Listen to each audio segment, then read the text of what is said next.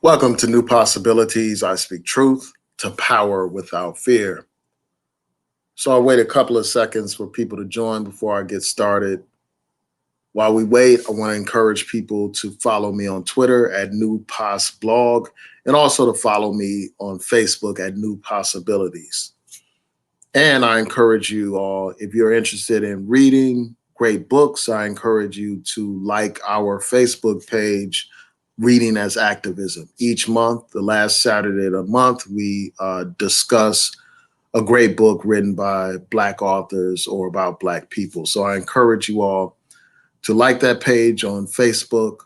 And I have to remind myself, I will post a link to the page so you all can like the page and join the discussion. You know, we have been meeting on Zoom because of this virus. So anybody from anywhere around the world can join the discussion.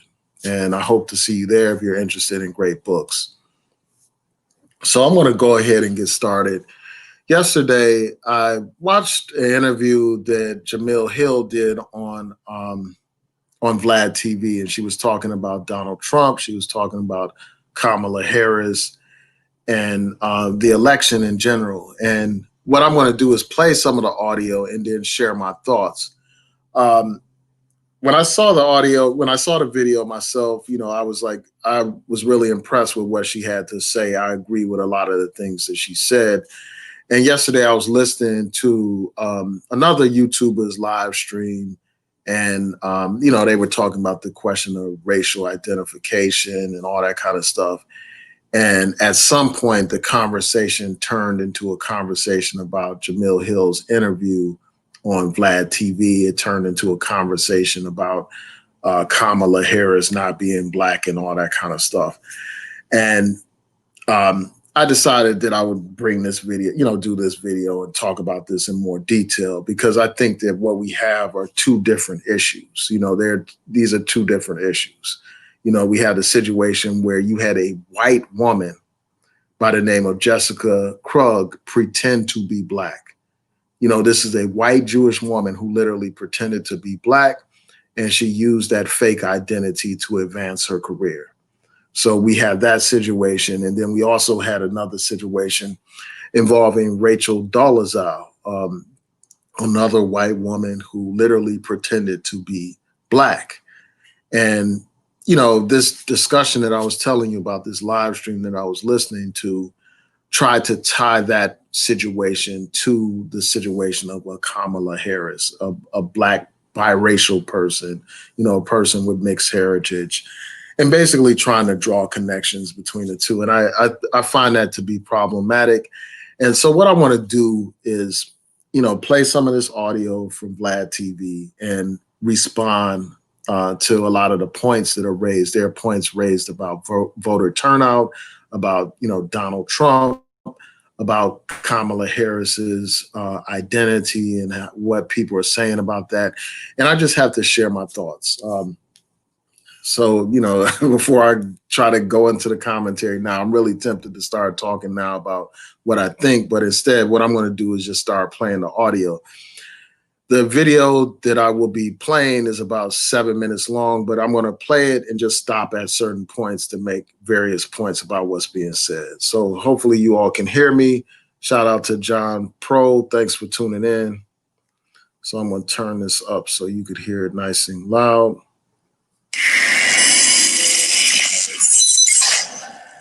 And before I get started, before anybody tries to claim copyright or any of that kind of stuff, this comes under fair use. I have every right to play other people's material if I'm providing commentary on that material under the copyright laws. So, you know, this is protected. Don't false flag this channel for some copyright because I will, you know, challenge any kind of flag to my channel about copyright issues. I have every right to comment on other people's content. So let's play this audio. Again, shout out to everyone in the chat. Right, because I guess there was a leaked audio where Trump said that low Black turnout in 2016 was the reason that he won. Mm-hmm. And, you know, listen, when I talk to some of my Black friends and they're like, look, we didn't have a dog in the fight in that election. You got Donald Trump on one hand, then you had Hillary Clinton who's talking, calling black people super predators. And, when you look at Bill Clinton's, record in terms of locking black people up, it's hideous. Mm. So I think what ultimately happened is that people just didn't go and vote at all. Oh, no, the turnout, I think it was like a 20-year low for black people. Yeah, people just did not go and vote. And I think a lot of people feel, well, if I'm not voting, if I don't vote at all, that's like me not voting for Trump. And it's actually the exact opposite. Because Trump supporters, they're going to the polls. They're bringing their friends. They're bringing their relatives. Mm-hmm. They're getting in their pickup trucks. And this is why, like, the whole thing with, like, suppressing the post office is so key, because Trump knows that his supporters are going to go and risk their lives and go to the polls. Correct. You know what I'm saying? Like, they're going to go. They're not going to mail in their ballots. They're going to go. It's the Democrats that are, like, a little more worried about dying while waiting in line and so forth. Was it Herman Cain who died going to a Trump rally, who continued to tweet from his account after I was like, what? After he died? Yeah. Like, who does this? Look, I don't give conservatives credit for much. But the one thing I have to say is, like, when they fall in line even at their own detriment. Oh, yeah. And it is not surprising, or would not be surprising, that so many of the Trump voters aren't going to be stopped. So the only way you minimize their impact is that you have to overwhelm them with numbers. You have to vote. Yeah, so I want to address that. And I think that that's a great point that they make there about the need to vote. Like, a lot of people downplay the importance of voting, especially a lot of these personalities on here. And I'm just going to get into it. I'm going to share my screen real quick. They reference some leaked audio where Donald Trump is talking about the low voter turnout and how it actually helped him. So what I'm going to do is share my screen so that you can see this particular article that references this. This is an article from Politico, and it has Donald Trump talking about how great it was that black people didn't turn out to vote. Let me increase the size of this so it's easier to see. So it says, in a private meeting inside of Trump Tower days before his inauguration, Donald Trump told a group of civil rights leaders something most Republicans wouldn't dare publicly acknowledge. Low voter turnout among black voters did in fact benefit him in the 2016 presidential election. He said, many blacks didn't go out to vote for Hillary because they liked me. And he said that was almost as good as getting the vote. It was great. Let's see.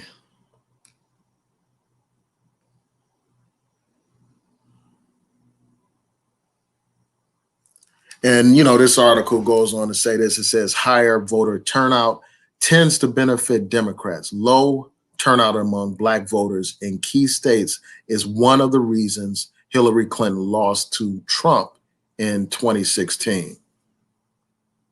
And it goes on to say that voting rights activists have warned that GOP efforts to limit access to absentee ballots could keep many from voting this fall, particularly black people, seniors, and others at high risk from COVID-19. So I'm going to stop sharing my screen. So you basically have Donald Trump bragging about the fact that black people didn't turn out. And he's basically saying that them not turning out is essentially a vote for him. It helps him. In a lot of those key states, a lot of the elections turned on the fact that you had such a low voter turnout.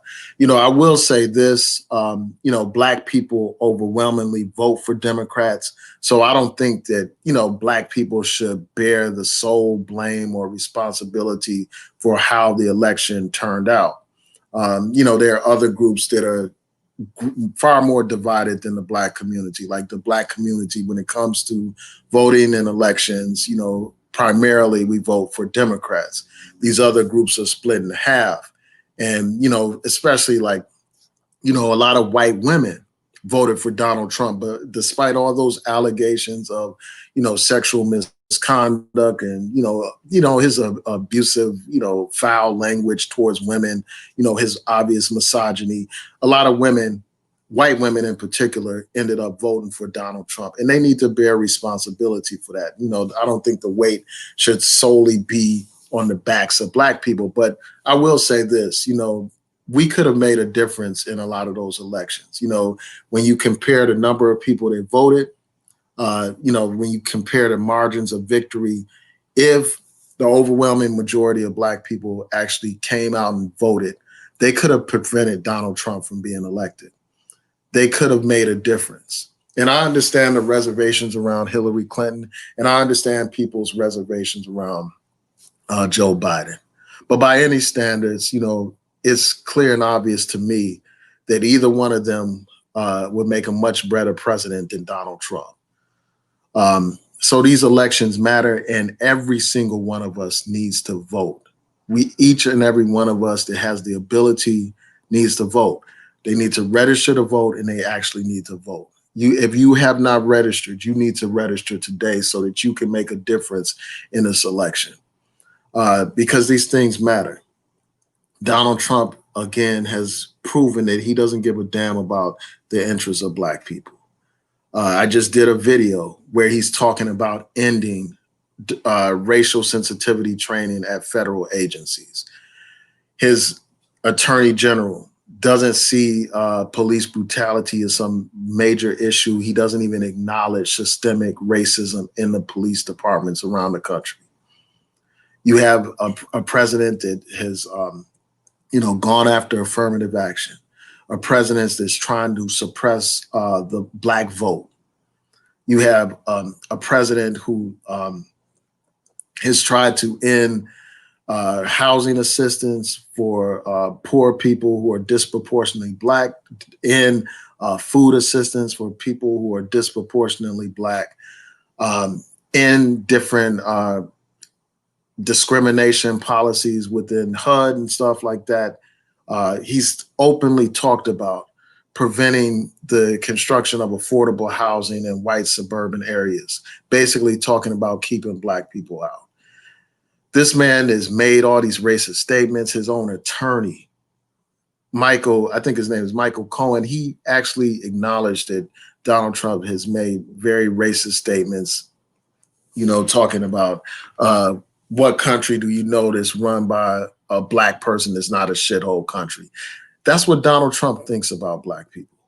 This is a man who has said he doesn't want Black people counting his money, called Africa and Haiti shithole countries. A man who's referred to Black people that are protesting against police brutality as sons of bitches. He's referred to movements like the Black Lives Matter as a terrorist organization, a hate group. I mean, how much more information do you all need to understand like what's really at stake here? This man has, appointed an attorney general that doesn't give a damn about the plight of Black people, downplaying this racism stuff. Do you really want Donald Trump to have the power to appoint more Supreme Court justices, to appoint more federal judges, to keep these same bureaucrats in place that are turning back the clock of progress in so many areas?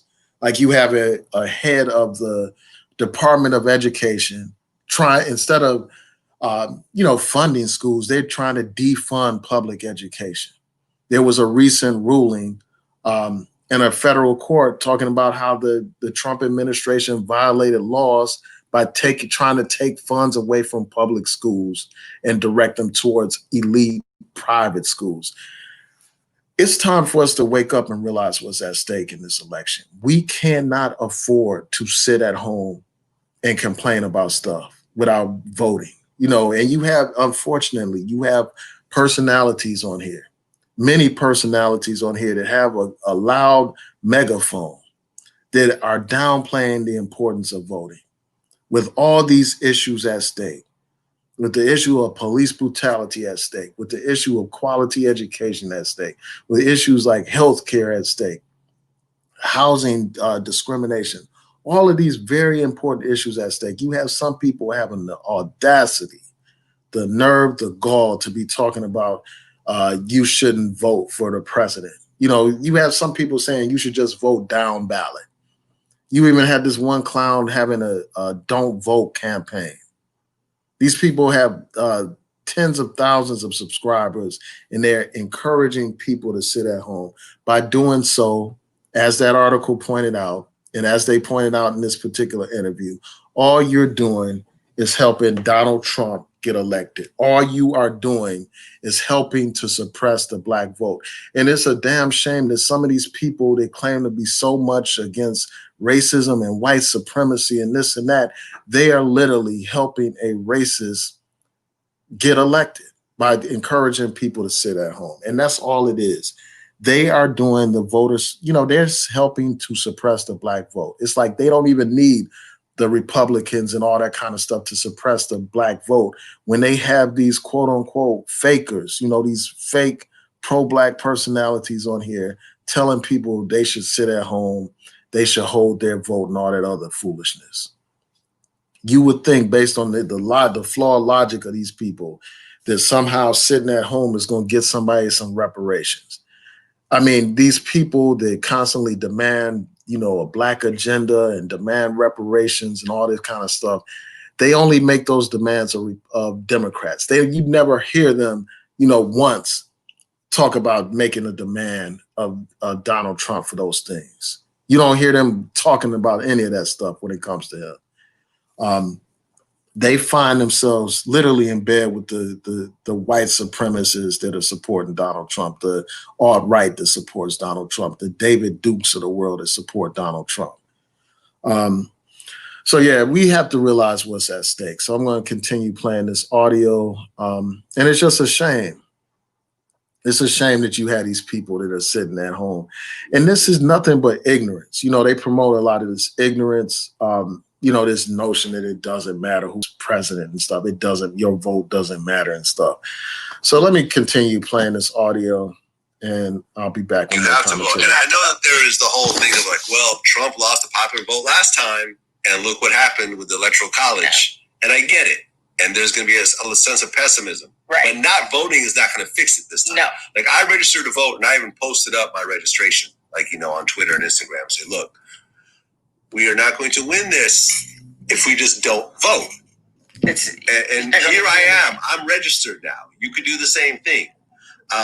You know, and now you have Biden with the first potential black female VP, Kamala Harris. When you first... Yeah, and I want to address that whole thing about the Electoral College. Like you have all these people saying, oh, the Electoral College is the... I mean, they talk about how the Electoral College elects the president and all that kind of stuff. And they say he's not elected, he's selected and appointed and all that kind of stuff, suggesting like that your vote doesn't matter.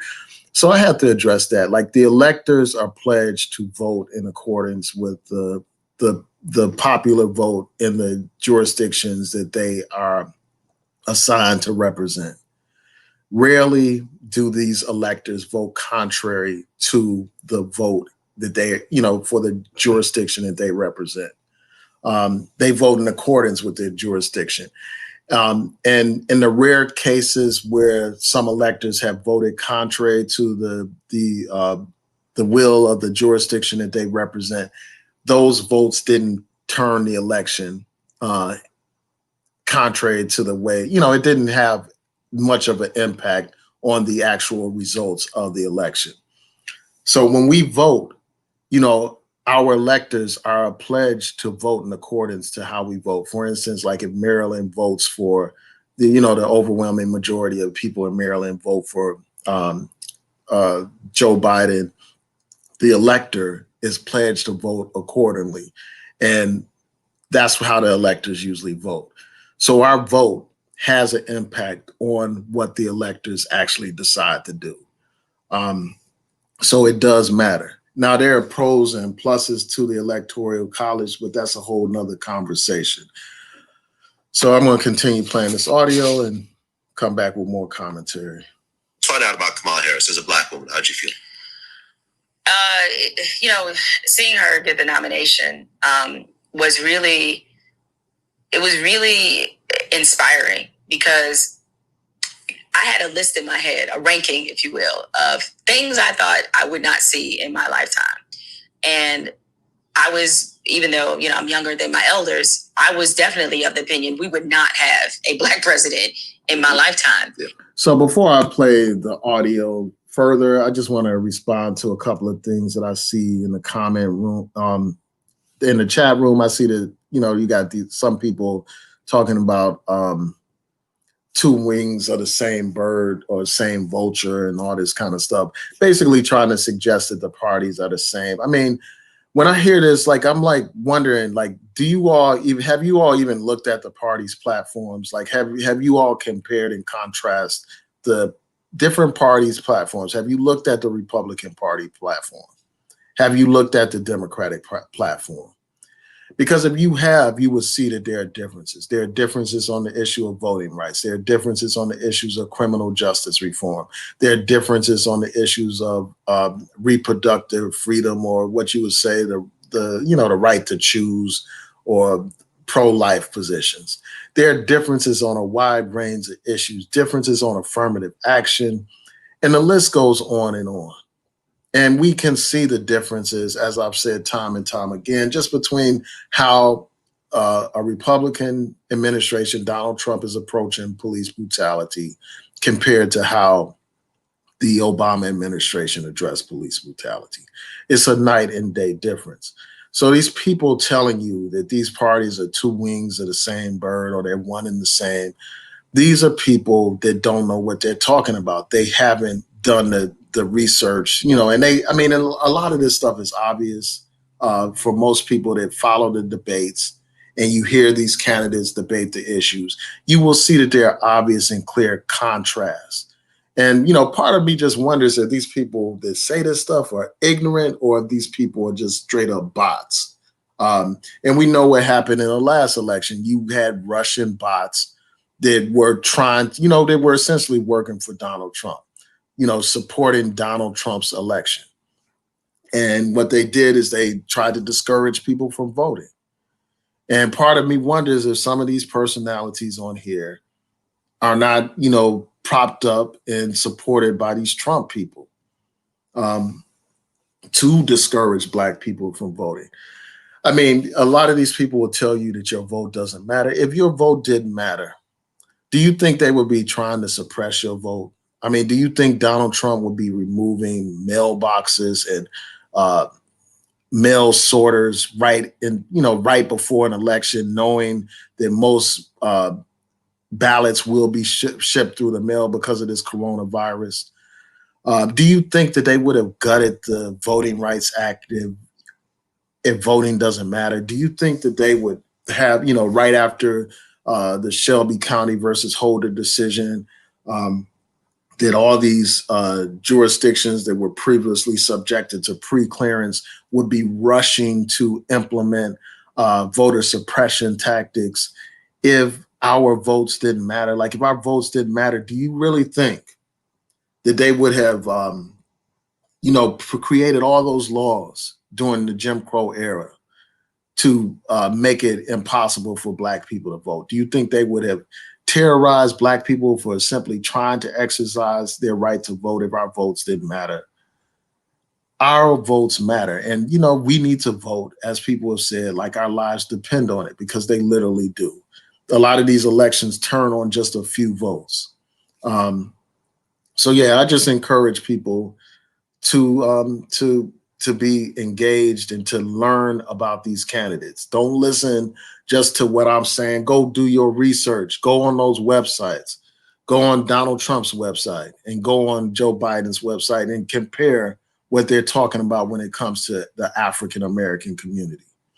Do your own research on their history and what they've done or what they haven't done, and compare and contrast. And this is not about trying to find the perfect, idyllic type of candidate that's, this impeccable and, completely immaculate and all that kind of stuff. This is about choosing between the choices that are on the table, because it will not only affect us, it will affect, it'll affect us like for years afterwards because of these appointments. A lot of these judges are on the bench for life. So let me just continue playing this audio. Of all the different ethnic groups and genders, I had Black woman last. Like, we would not see a Black woman in the White House in this kind of capacity as president or vice president. Like, just wasn't going to happen. And even though from a political standpoint, an economic standpoint, education standpoint, Black women have been about their business for quite some time, there's still such major ceilings that exist for us because we're fighting and dealing with both racism and sexism at the same time. So seeing another Black woman be able to break through these hurdles, and Kamala Harris, I had her as a guest on my podcast, even said this herself, is that when you break barriers, it hurts. It's gonna hurt to do it because you're breaking something, right? So there's some pain involved. And thinking about what she possibly went through just to get to this point, because she's been a first. This is not the first time she's a first. I mean, she was the only Black woman in the Senate.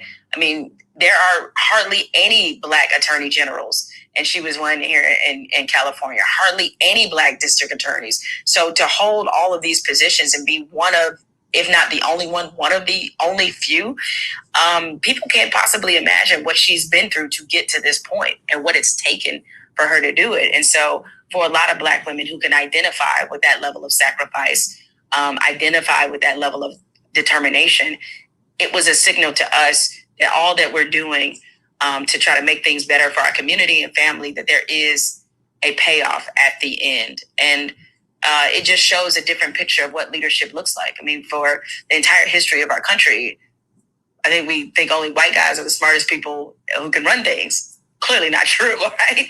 But yet that's the picture of leadership in this country. And so I like that her being there is changing what we think a leader is.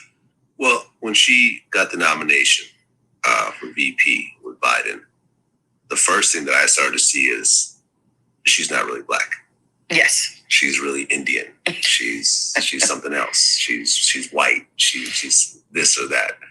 When you first started hearing that, what'd you think?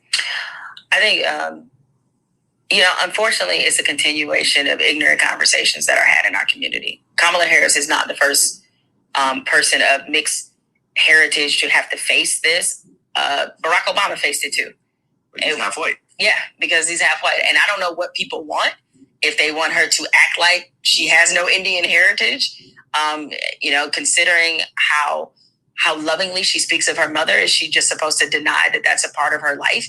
But she's clearly never had any problem being identified as a Black woman. She embraces it. She seizes it. I mean, the woman went to Howard, for crying out loud. She's an AKA. By most Black litmus tests, that usually gets you in, all right? And so I just found it as another way to try to knock her down a peg, because now we see what she has faced. It's like, if she's not facing racism, which is you're not Black enough, she's facing some level of misogyny that's also undercutting her achievements. And I just think in the Black community, like, we need to just stop with those kinds of conversations, because we're buying into what is the thinking of white supremacy. White supremacy created the one-drop rule. All right. White supremacy did that, right? That was not our invention. Yeah, right. And so for us to embrace that and to continue to, propel it further is really hurtful, because we can't afford, of all people, we cannot afford to take on the traits of the oppressor.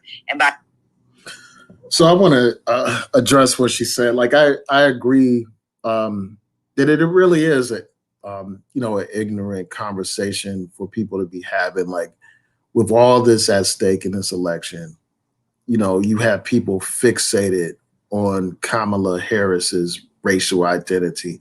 And I mean, I understand it for discussion's sake, but when you look at, I understand it like before we got down to this point where we're at the general election. Like, I can understand people just asking questions for the sake of conversation.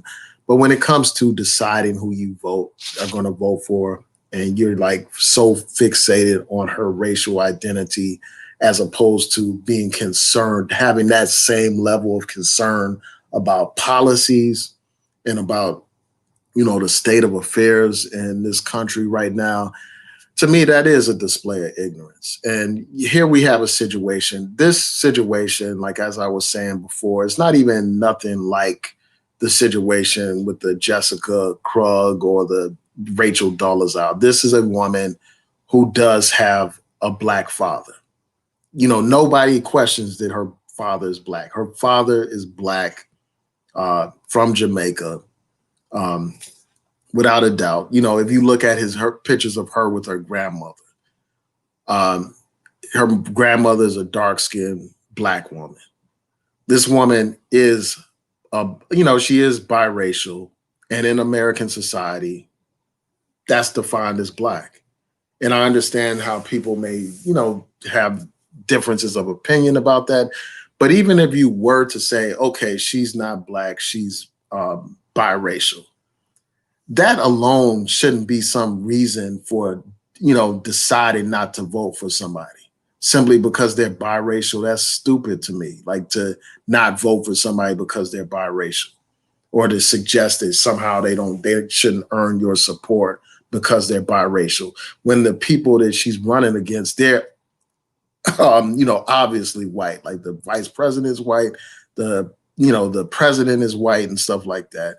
And you're wrapped up and so concerned about this woman being biracial when the opposition is obviously white. I mean, to me, that's just stupid to be wrapped up into a conversation about whether or not this woman is Black enough when you have an opposition that is hateful and hostile to you.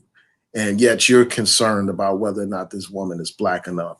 And again, in American society, she is considered Black. And regardless of her being biracial or not, she's treated like a Black woman, just like Barack Obama is treated like a Black man. And you've heard all the stuff I said about that, about how he was treated differently, how he was attacked because of his race. And the same is true with Kamala Harris. They have shown her complete, utter disrespect. You have these Republicans that are actually putting out T-shirts that say Joe and the Ho, referring to Kamala Harris, this distinguished, educated, accomplished Black woman, as a hoe. That's how they're describing her. Instead of standing up, defending her, this Black woman being attacked by these white conservatives, being called a hoe, you got people calling this woman, fixated on her racial identity and stuff. So I just think that it is unfortunate. And then like the point that she was raising about the one drop rule, I think that's an interesting point, like, because, somebody could say, well, hey, by defining this woman as Black, you are in fact perpetuating the white supremacist ideas and all that kind of stuff. You are buying into the white supremacist definition of Blackness and stuff. And I get that to a degree. I understand what they're saying when they say that. But I think that also, as she was saying, that in some ways, when we take this extreme position on defining who is Black and all that kind of stuff, we become just like those people, just like those people that said, well, hey, if you got one drop of, Blackness in you, you're not a, in the cat, the white supremacists would say, hey, that's like some kind of pollutant. You have one drop of Blackness in you, then you're no longer in the white camp. You're no longer considered white. And now we're trying to basically do the reverse of that by saying, oh, you got one drop of whiteness in you, or you, have some white heritage or some other non-Black heritage, then you're not among us. It's like the same alienation, the same type of puritanical type of approach to things. And I just think that that's problematic. I mean, I think that the last thing that Black people need to do is divide themselves up. Black people are already a minority in this country. The last thing we need to be doing is further dividing ourselves into subcategories and alienating ourselves from each other. That's the last thing that we need to do. And by these ultra black standards, these ultra strict standards that people are trying to implement as to who is black and who is not black. If you hold those standards, then a lot of the people that we admire wouldn't even be considered black, despite all that they have done for black people. People like a Malcolm X, because of his mixed heritage. Not that he was, his parents weren't biracial or anything like that. It's not, he didn't have a white parent or anything like that, but his mother is a product of, that type of situation. And then you have a lot of people, people like a Frederick Douglass, people like a W.E.B. Du Bois, and the list goes on. Even somebody like a Bob Marley, like somebody that sings, has all these great songs about black empowerment, black uplift. According to this ultra strict, narrow-minded definition of blackness, he wouldn't even be considered black. So I just think that it's not the best approach to use. I think that it does reflect ignorance, as she said. And I do think that there are far more important issues at stake in this election than whether or not Kamala Harris is black enough. I just wish that people had that same kind of passion over the actual issues in this election that they do over whether or not Kamala Harris is black or not black enough. These people, it's like they have more venom directed at this first black woman to be nominated for vice president than they do for a racist, white supremacist president. And to me, I think that alone speaks volumes. It speaks to misogyny. It speaks to ignorance, and it speaks to like a lot of the division that exists in our community. And it's like, and then you also had the divide over somebody being an immigrant or not. Like you got these people hating on this woman because she's you got these extremists saying, well, she's not, because she's not a descendant of American slaves and stuff like that. This is something we shouldn't be celebrating and all that kind of stuff. And I just think that that's, again, another display of ignorance. So what I'm going to do is go to your comments before I close out. And this will be my last. Oh, hold on one second. Oh, there it is. So I'm going to look through your comments real quick. I want to thank you all for tuning in. And my question for the people that are saying that she's not black, like, let's say that she isn't black.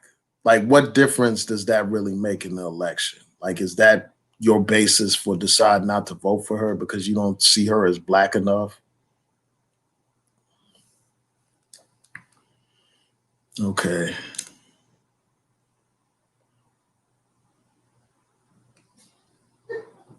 And I'm just curious as to, like, some of these people, I'm just like wondering, have you ever voted? Do you intend to ever vote? Like, do you even care about the election? And like, I mean, it's just like some of these comments are just so,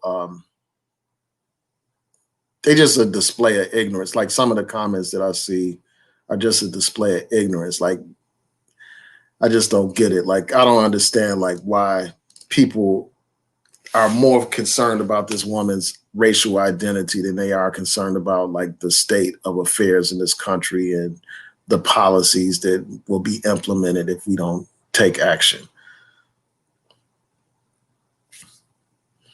And somebody mentioned a third party candidate. Yeah, and I could do a whole video about that, but I'm not going to go into that too much. Ultimately, it comes down to these two candidates. And if you're in one of those swing states, your vote can make a difference. If you vote for a third party candidate, all you're doing is throwing your vote away in those swings. I'm going to focus solely on the swing states. For those swing states, that's what you're doing, throwing your vote away, and you're actually helping Donald Trump. Because a third party candidate has no chance of being elected president. period. That's just the reality of it.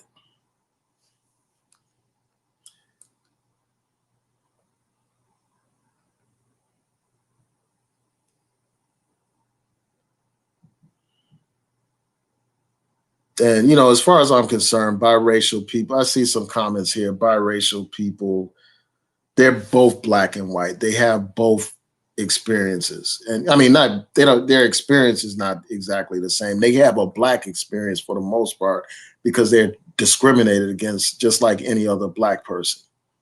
As I was saying in a prior video, some people that were like barely even black, like they had just a drop of black blood in them, they were still subjected to segregation.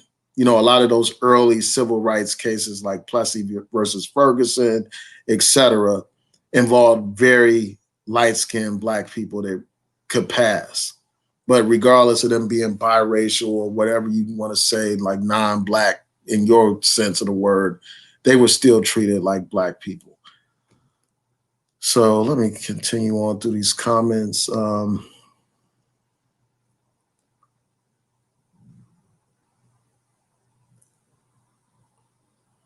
Yeah, so I mean, I just don't buy into this notion that if you're biracial, you're not black. And I mean, I get why you all say that. And even if that's the case, like, I'm just like, why is that so very important? Again, why is that like the sole focus of these people? I don't understand. With all this stuff at stake, that's what you want to focus all your attention on?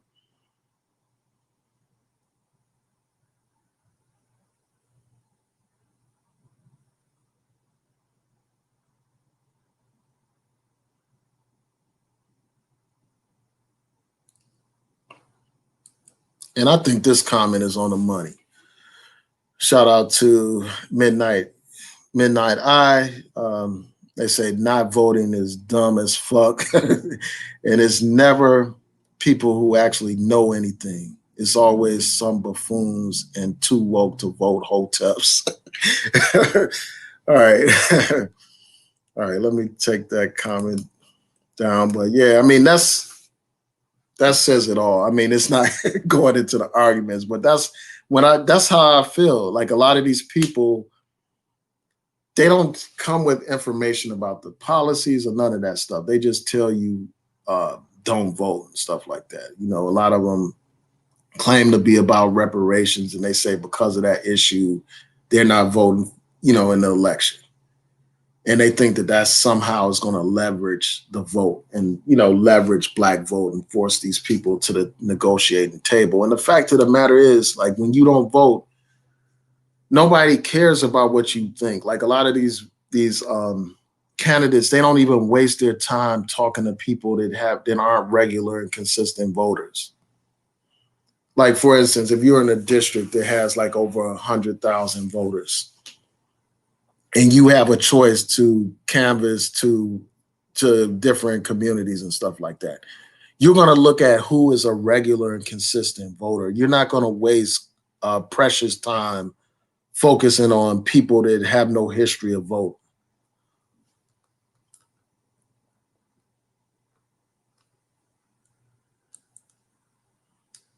Yeah, so Blue, Black, Purple says, I vote in every election, local, state, and national.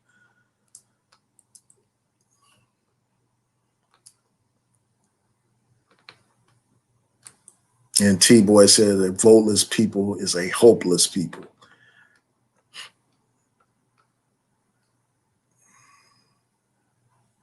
And this is a great point right here.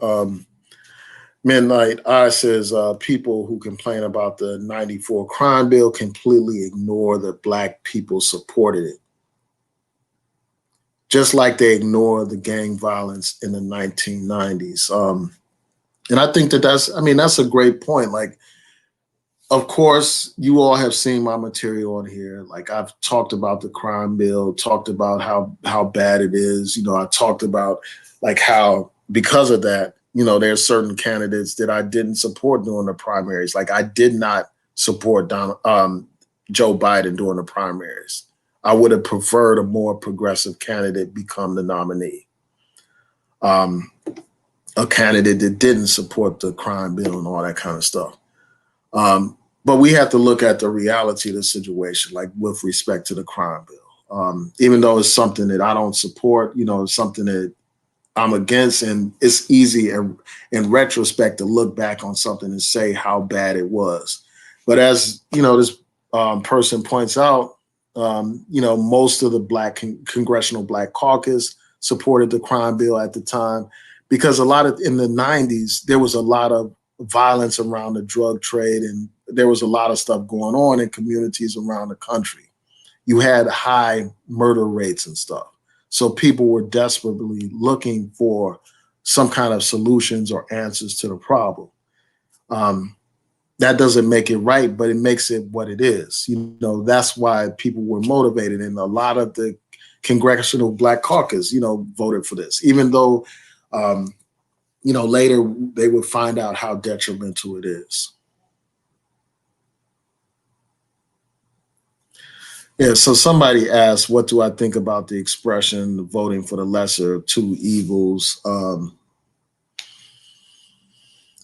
And I don't like that expression. Like, I don't think that that's a good expression. And I understand why people have reservations about that, because nobody wants to pick between evils. So I get why, a lot of people are really turned off by that terminology and stuff like that.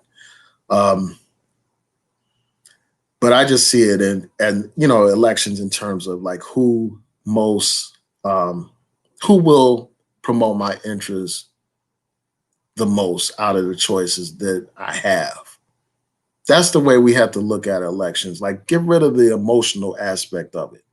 Just look at it like a scorecard. Like, you have a list of priorities, and if they meet a certain priority, you put a check next to that particular issue. Like on the issue of police brutality, what's their policy? Do they meet your standard on that issue?